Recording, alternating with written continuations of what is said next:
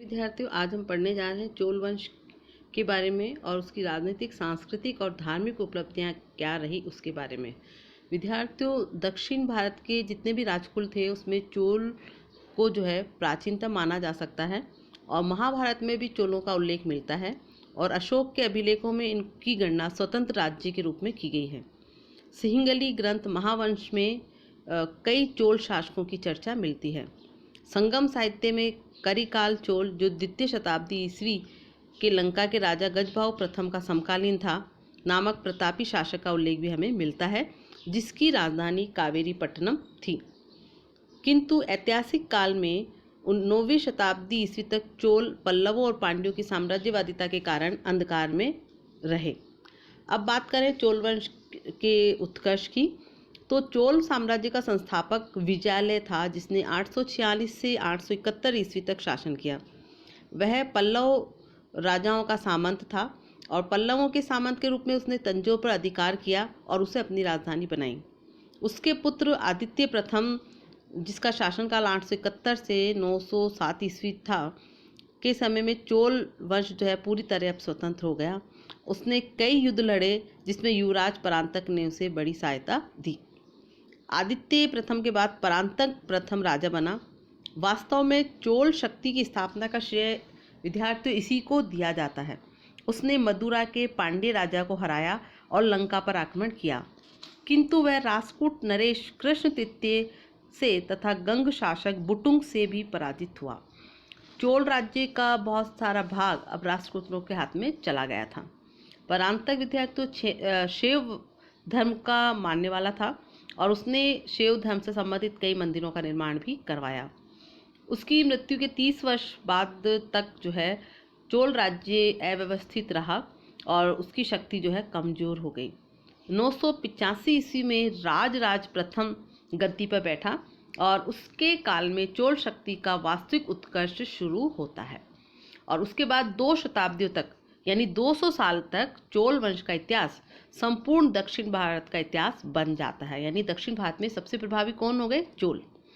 राजराज प्रथम ने कंडलूर में चेरों की नौसेना को हराया और चालुक्यों तथा गंगों को अपनी अधीनता स्वीकार कराई। उसने उत्तर में कलिंग को जीता और लंका के यानी श्रीलंका के राजा को पराजित किया। अपनी नौसेना द्वारा उसने लक्षद्वीप और मालदीव द्वीपों को भी जीता और पूर्वी द्वीपों पर भी आक्रमण किए। सुमात्रा के श्री विजय साम्राज्य के साथ उसका मित्रतापूर्ण संबंध था। उसके प्रभाव क्षेत्र में समस्त द्रविड़ प्रदेश, कर्नाटक, आंध्र प्रदेश, कलिंग और लंका शामिल थे। उसके पुत्र राजेंद्र प्रथम ने राष्ट्रकूट राजधानी मान्यकेट को लूटा। वह एक योग्य शासक और सफल योद्धा था और उसने विभिन्न कलाओं को भी प्रोत्साहन दिया। और उसके बाद राजेंद्र चोल जो है गद्दी पर बैठा और वह अपने पिता से भी ज़्यादा महत्वाकांक्षी साबित हुआ और अनेक विजय उसने हासिल की। उसने कल्याणी के चालुक्यों तथा बनवासी के कदमों को भी हराया। राजेंद्र चोल के बाद जो है राजधिराज गद्दी पर बैठा और उसने भी कई विजय प्राप्त की और कल्याणी के चालुक्यों को भी उसने पराजित किया। उसके बाद के चोल शासक पूर्व पश्चिमी चालुक्यों के साथ निरंतर युद्ध में उलझे रहे। इसके बाद हम बात करें कि जो चोल राजा, जो अंतिम चोल राजा है, वह जो है राजेंद्र तृतीय था, जिसको 1310 से 11 ईस्वी में अलाउद्दीन खिलजी के सेनापति मलिक काफूर ने आक्रमण करके जो है वहाँ के स्थानीय चोल शासकों को भी समाप्त कर दिया। तो विद्यार्थियों, ये राजनीतिक इतिहास रहा चोलों का। हम देखते हैं कि 200 सालों तक उन्होंने दक्षिण भारत को अपने अधीन बनाए रखा और उनका प्रभाव न केवल दक्षिण भारत में बल्कि पूर्वी पश्चिमी द्वीपों और श्रीलंका तक भी उनका राज्य रहा। इसके बाद हम बात करें चोलों के सांस्कृतिक क्षेत्र में योगदान की, तो सबसे पहले हम देखें उनका शासन व्यवस्था। तो चोल वंश एक शक्तिशाली राज्य था, जिसने लगभग 400 वर्षों तक या उससे भी ज़्यादा समय तक दक्षिण भारत के इतिहास में प्रभावशाली भूमिका निभाई। राजा जो है राज्य का सर्वोच्च अधिकारी होता था और उनकी सहायता के लिए मंत्री होते थे। उसका एक निजी मंत्री होता था जो उसके आदेशों को लिखता था, यानी एक तरीके से उसका सेक्रेटरी होता था। राजा की शक्ति असीमित थी और उस पर कोई अंकुश नहीं था। उसके पास एक संगठित सेना भी थी। राजा अपने जीवन काल में अपने उत्तराधिकारी का चुनाव कर देता था। यानी बाद में कोई समस्या राज्य के अधिकारी के लिए चुनाव के लिए न हो, इसके लिए उत्तराधिकारी का चुनाव मृत्यु पूर्व कर दिया जाता था। राजा अपने राज्यों का दौरा करता था और समय समय पर राज्य की भूमि का नाप भी करवाता था। भूमि कर राज्य की आय का मुख्य साधन था और ये कर जो है उपज का 1/6 भाग लिया जाता था। इसके अलावा व्यापारियों तथा विभिन्न व्यवसायों में लगे व्यक्तियों पर कर लगाया जाता था। खान, जंगल तथा नदी और बाजार आय के अन्य साधन थे। अनेक प्रकार की चुंगी तथा न्यायालयों में अपराधियों पर लगाए गए जुर्मानों से भी राज्य को बहुत आय होती थी। संपूर्ण राज्य को राष्ट्रम या राज्यम कहा जाता था। राज्य कई प्रांतों में बटा हुआ था जिन्हें मंडलम कहा जाता था। मंडलम कोट्टम में यानी कमिश्नरी में और कोट्टम नाडु में बटे हुए थे। बलांदू एक और प्रशासनिक इकाई थी जिसमें कई जिले होते थे। जिस प्रकार आजकल संभाग होते हैं जिसमें कई जिले शामिल होते हैं, उसी प्रकार बलांदू में कई जिले शामिल होते थे। मंडल पर प्राय राजकुल का व्यक्ति नियुक्त किया जाता था। इसके अलावा सामंत राजा थे जो राज्य को कर देते थे। लेखों में कई प्रकार के करों का उल्लेख मिलता है जिनकी वसूली ग्राम सभाओं द्वारा की जाती थी। करों की वसूली के विषय में चोल शासक बहुत कठोर थे।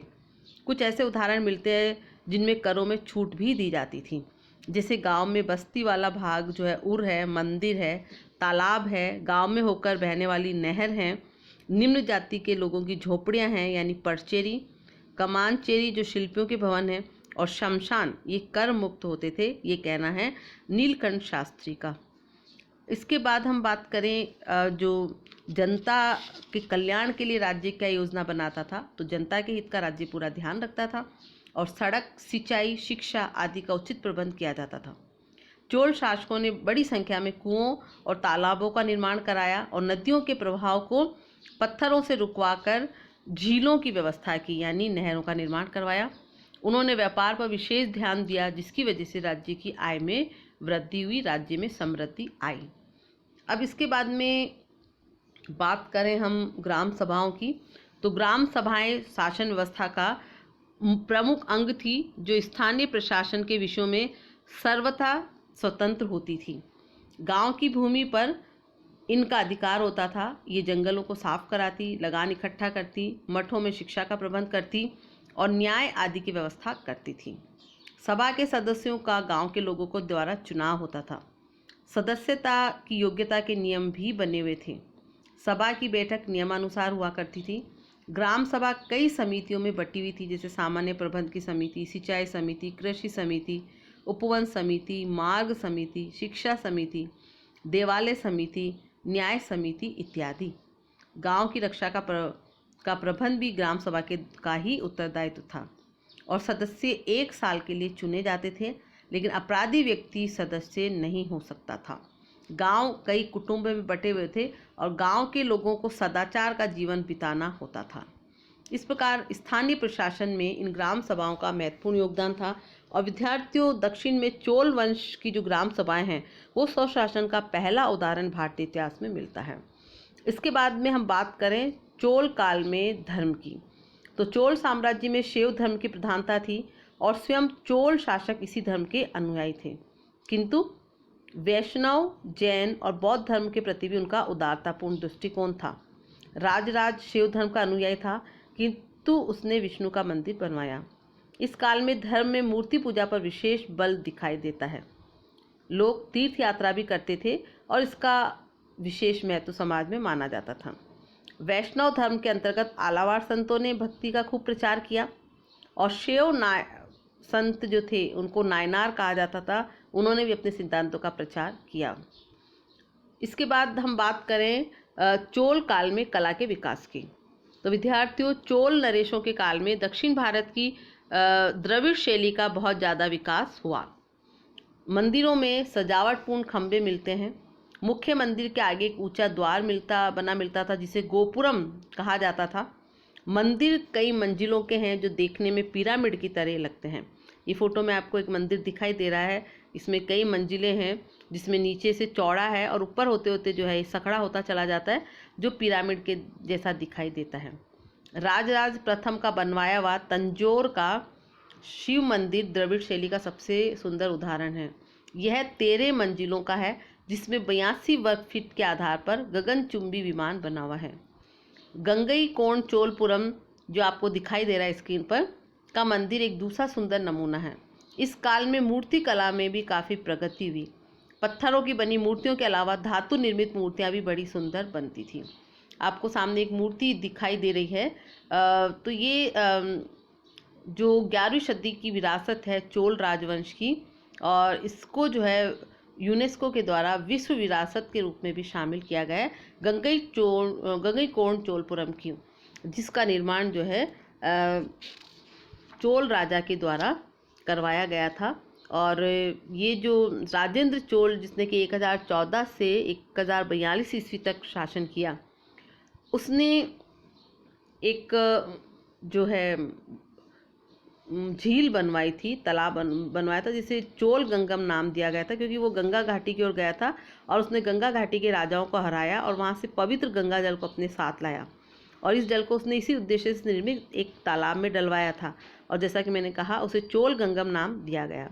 कहा जाता है कि ये जल पराजित राजाओं के सिर पर यहाँ तक लाया गया था। इस विजय के उपलक्ष्य में गंगईकोंड उपाधि उसने धारण की राजेंद्र चोल ने, और गंगईकोंड चोलपुरम नामक नगर भी बसाया, और यहीं पर उसने जो है इस विशालकाय मंदिर का निर्माण भी करवाया था। तो इस प्रकार विद्यार्थियों हम देखते हैं कि चोल वंश का न केवल प्रशासनिक क्षेत्र में बल्कि सांस्कृतिक और धार्मिक क्षेत्र में भी महत्वपूर्ण योगदान रहा। उन्होंने न केवल कई शताब्दियों तक दक्षिण भारत में अपने साम्राज्य को जो है चलाया और एक अच्छा प्रशासन उन्होंने दिया, और इसके साथ साथ कला और साहित्य के क्षेत्र में भी उनका उल्लेखनीय योगदान रहा। आशा करती हूँ आपको कि समझ में आया होगा। धन्यवाद।